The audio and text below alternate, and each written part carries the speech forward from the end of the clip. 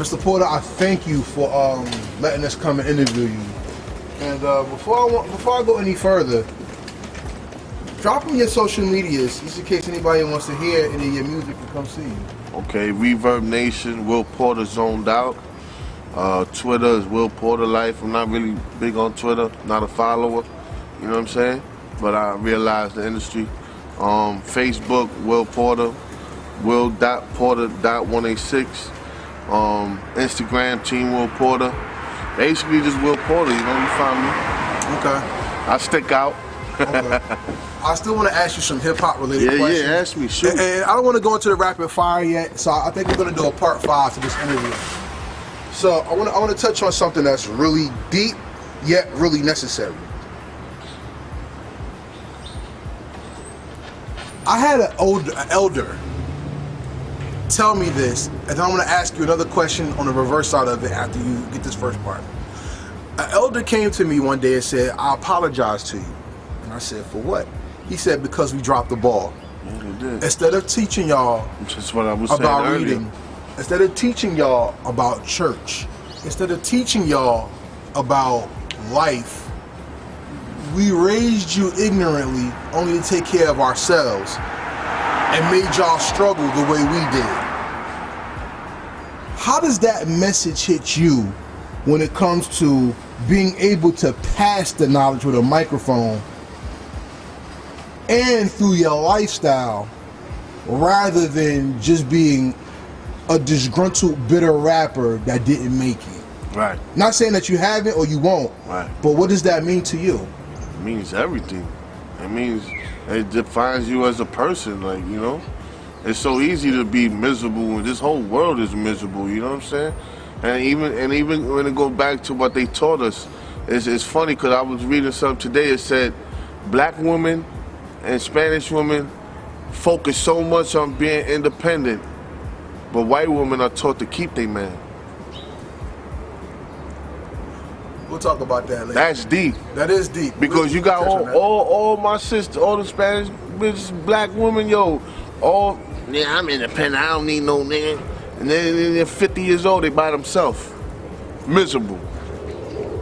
Still complaining why black celebrities always go out with white women. You know why? Because white women were raised and taught to keep their men. And it's just facts. Okay.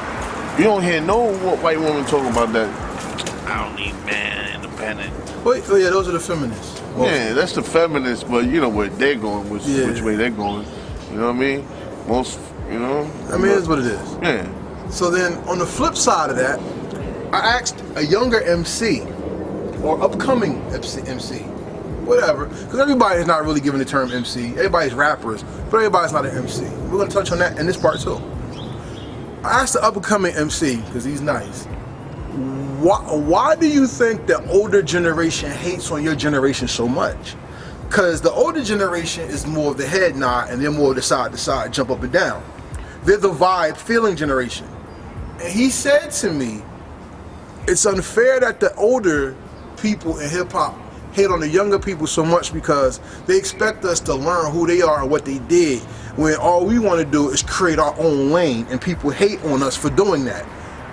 What is your response to that type of answer? I feel it's like this in every sport, right? Jordan ain't getting paid as much as LeBron did with his contract. Look at the old baseball players. Roberto Clemente didn't get paid as much as the average baseball player get nowadays. So you got people that did blood, sweat, and tears. Yo, we come from an era where if you was a bitch ass nigga, you couldn't pick up a mic. Matter of fact, if you was a bitch ass nigga, you couldn't even wear earrings. You couldn't walk around with that fly jacket. You couldn't walk around with a phone. What, you trying to get robbed? A chain, that big chain that Rakim wear, that's because he was respected. Right. That's the era we come from. Mm-hmm. The era now is none about that. It's all about money. So the people from that era don't understand that. And not only do they not understand the new era, They was never paid like the new era. Little Baby, this thing is a multi-millionaire. Meanwhile, Special Ed, Cool Herc. they still in the hood. Yeah. So it's natural they're gonna be like, yo, man, we don't respect the new, but that's wrong in itself too. You know what I'm saying? Yeah. So then look, hip hop goes through changes and eras, but they all come back, and that's why I touched on when I said everybody's a rapper, but everybody's not an MC. I think it started from Young Jeezy, where he said, I don't want to be an MC, I'm just gonna spit game.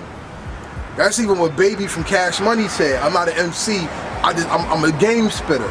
And a lot of people did not take the craft of MC serious anymore. It was just, I'm gonna just talk on this beat. How disrespectful is it for you to take time to create your song for a person to tell you, I just go in the studio for 6 minutes and just make a song? It's not disrespectful. Tell me how you feel about that. I feel that's you. Okay. I'm me. You know, when they at the end of the day, when a hip hop head, like, when you hear, if you like hip hop, you're gonna love my shit.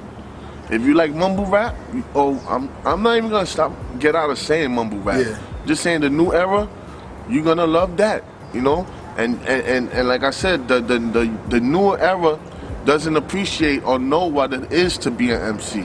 Well, let me stop you there, because this is another question I like to ask some seasoned veterans. They always say, when are we gonna bring hip hop back or New York back? I hate that. And I hate that. I hate that. And the My reason nigga, why you know what's is my because- answer? Well, tell me. When you look in the mirror, what you see? The reflection of yourself. Right there, hip hop ain't dead, man. I see hip hop every morning. When I got a hangover, when I wake up, when I go to work, when I'm like, yo, shit, I don't want to go to work today. I look in that mirror, I see hip hop. Okay. So it kind of got me mad from back then when Nas said hip hop was dead. But I think we missed the message. It wasn't that hip hop didn't exist. But people took it like that. I know, but that started the I'm not an MC, I'm but just you know rapping. what? That started the conversation to make people really re-examine the culture. So that was like, it's like Jadakiss, the top 5. It's not that Jadakiss is not top 5. It's a conversation starter to make you evaluate. Because guess what? That's the same thing Nas did what De La Soul did when they said De La Soul is dead. It wasn't that De La Soul didn't exist. It was a change of style and what was the perception of the music then. Right. So I mean, I get where you're coming from, and that's dope that we said that, because that goes into my next thing. We gotta be careful with our words, man. Oh, of course. And that's what it did. When he said hip hop is dead, literally people felt, oh, hip hop's dead. Niggas don't want to rap. Niggas ain't MCs no more. I could just say stupid shit. You know what I'm saying? So that's basically. Hello, what up, baby? We got new fans on camera, y'all. Look ahead. They crazy over there. Yeah, but yeah, that started a lot, man. We gotta be careful with our words, man. True. And like you said, why do I look at somebody from the new school? I don't hate on nobody, man. I'll rap with Young Thug. I'll rap with any of these cats. You know what I'm saying? I want to invite you somewhere in Jersey so you could come. I want you to spit on the radio. And I want you to show people that enthusiasm that you say you see every morning. A lot of young MCs are actually, I mean, right now, there's 2 types of MCs that's coming out only. There's vibe rappers and there's traditionalists. In Jersey, we got an up-and-coming rapper, Ali Rocky. He's a vibe rapper. His song 350 is a classic. I tell him, you know, he's nice with it. Then you got rappers like Samad Savage, who's a mixture of the vibe and the traditional. And then you have, like, since you're from New York, I'm gonna bring a New York artist into it. David Bars. David Bars is a traditionalist. Nice. He's like, being co-signed by the Digging in the Crates, you know, you gotta be a traditionalist. Fact. And we have from the eastern, I'm not gonna say East Coast, we got it from the eastern region, we have a lot of the traditionalist boom bap sound coming back. As an architect of hip hop, because you can dig and you can build and create, where do you want to see hip hop 20 years from now? I want to see it still be here. Because one thing my people's, like, even though freestyle is still here, and even though like salsa still here, it's kind of, there's no new freestyle artists coming out. There's no new real Southside artists coming out. They're all underground. You know They're what I'm all saying? underground, yeah. So I don't want hip hop to die like that, like just, you know what I'm saying? I want it to go forward. The same way we have the new kind of rap now. In 20 years, I want the people that like mumble rap now to be like, what the fuck is that? Yeah. That's what I want. Yeah. Cause that means hip hop is still growing. Yeah. So one day I hope y'all mumble rap niggas get a dose of y'all medicine, you know what I mean? But nah, it's all good. But you know what? Another artist said that to me, and I'm gonna end this part of the interview like this. You said real hip hop starts when the camera goes off. When it goes off. My man said real hip hop begins when your internet's cut off. Same shit. Because then what you gonna do when you have to, when you try to listen to all that music, but there is no title or no. Or how about when you don't got a cell phone? You got a lost craft of a pen and a paper. Yeah. Nobody write rhymes on pen and paper no more. Yeah. I be in the studio, niggas look at me like I'm crazy. Yeah. But it's different. That pen is magic, bro. Yes, it is. That's almost sorcery type borderline. You know what I'm saying? The pen is mightier than the sword. Writing on the phone. You lose your phone, you fuck. Yeah. You lose you get a upgrade on your phone, lose all your information, Yeah. you done. Yeah. The pen and paper is something about writing it on pen and paper. It's like crazy. It's a lost art.